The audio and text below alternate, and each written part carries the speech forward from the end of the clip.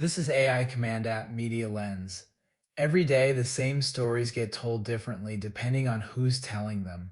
Here are today's top 5 stories and what happens when you read them side by side. Story 1. Trump rejects Iran's response to the U.S. peace proposal as the ceasefire phrase. The basic facts. President Trump publicly called Iran's latest counteroffer totally unacceptable. Oil prices jumped, Treasury yields rose, and the ceasefire is now described in his own words as on massive life support. 8 outlets covered this. Almost none covered it the same way. The New York Times led with Trump's words directly. Trump says Iran's response to latest U.S. proposal totally unacceptable. The headline lets Trump's framing stand on its own. The Guardian's headline added the consequence.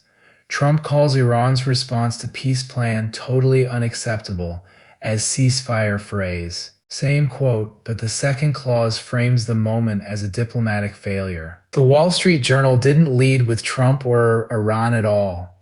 It led with markets. U.S. Treasury yields rise as Trump dismisses Iran's response. The story became a bond market story. BBC World News led with oil. Oil prices jump after Trump dismisses Iran proposal to end war. Global economic angle. ABC News took a third angle entirely, publishing live updates that opened with Iran spokesperson Bagheri saying Tehran is serious about peace talks. The article foregrounded the Iranian side. And The Hill ran an opinion piece titled, Trump will declare victory in Iran no matter what. Is selling the war as a positive possible? Skeptical commentary positioned as analysis. What this tells you. The same 48-hour diplomatic event produced a market story, a humanitarian story, a Trump quote story, an Iran side story, and an opinion column, depending on which homepage you opened. None of these are wrong, but the lens shapes what feels important. Story 2. The Hantavirus outbreak from the Atlantic cruise ship. 17 American passengers were flown back to the U.S. and placed in quarantine in Nebraska and Georgia. At least one tested positive. Health officials called the public risk very low. 23 articles, 9 outlets. The widest coverage of the day. ABC News went heavy on live blog format. 5 separate updates including officials in Nebraska give update on hantavirus outbreak and your questions about the deadly hantavirus answered. The word deadly appears in their framing. The BBC took an opposite tone. U.S. health officials, hantavirus risk to Americans very low. The headline itself is reassurance. They also ran a separate humanitarian piece, parachuting to a remote island to deliver hantavirus aid. The New York Times asked, where are the passengers of the hantavirus hit cruise ship now? A tracking the individual's frame. The Wall Street Journal looked past the outbreak entirely. Its headline, The Next Frontier for Hantavirus, Finding Vaccines and Treatments, a business and pharma story. And The Hill ran a defensive headline, Hantavirus isn't the next pandemic, health officials say. Here's why. Reassurance shaped as a question viewers were presumed to be asking. What this tells you. Same outbreak. ABC emphasized danger. BBC and The Hill emphasized calm. The Times tracked the human story.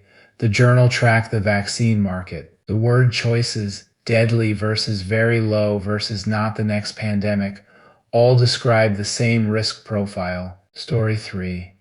Cole Thomas Allen pleaded not guilty to charges stemming from the White House Correspondents Association dinner shooting. He faces 4 counts in what prosecutors describe as a plot targeting President Trump and other officials. 6 outlets covered the plea. Watch the headlines closely. ABC News. White House Correspondents dinner suspect pleads not guilty. The most neutral framing.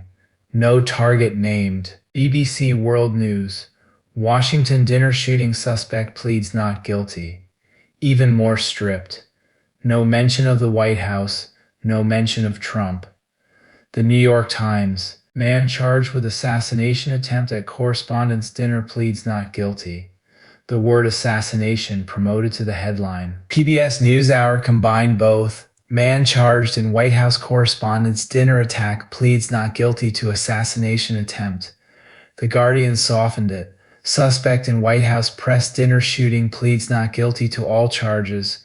Shooting, not attack or assassination attempt. And The Hill made the target explicit. Suspect in WHCA dinner attack pleads not guilty to attempting to assassinate Trump. Trump's name in the headline. What this tells you, the same court hearing produced 6 headlines that range from Washington dinner shooting to attempting to assassinate Trump. Every one of these is technically accurate. Each one tells a different reader what the story is about before they read a single paragraph. Story 4.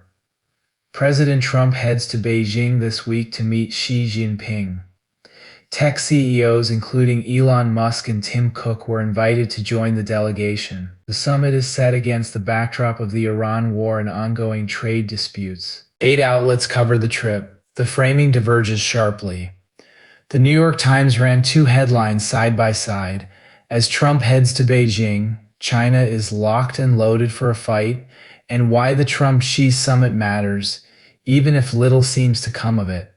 Combative on one hand, skeptical on the other, the Wall Street Journal characterized China itself, Xi's China, dazzling technology, military muscle, and an economic mess.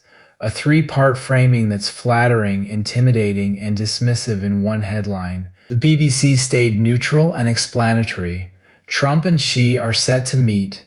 Where do US-China tariffs stand? The Guardian linked the summit to global pressure. Trump heads to China this week to meet Xi as Iran war and trade disputes loom over summit.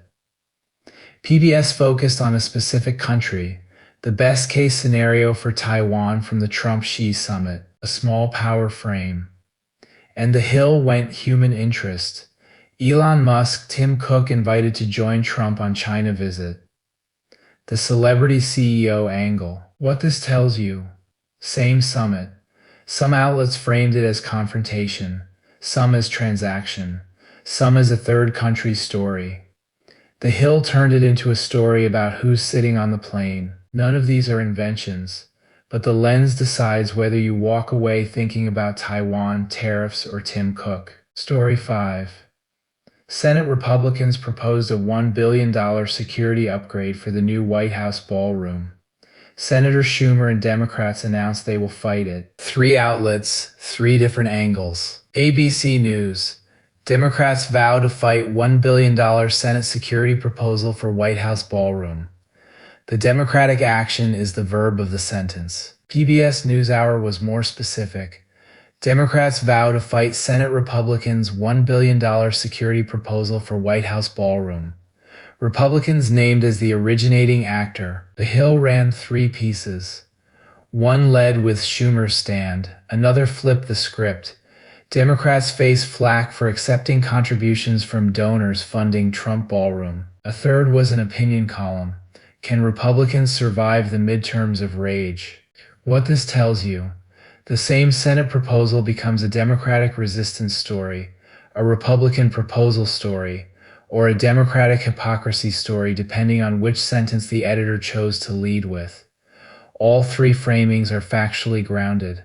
Only one shows up in any given reader's morning. That's today's Media Lens from AI Command App. Same stories, different lenses. See you tomorrow.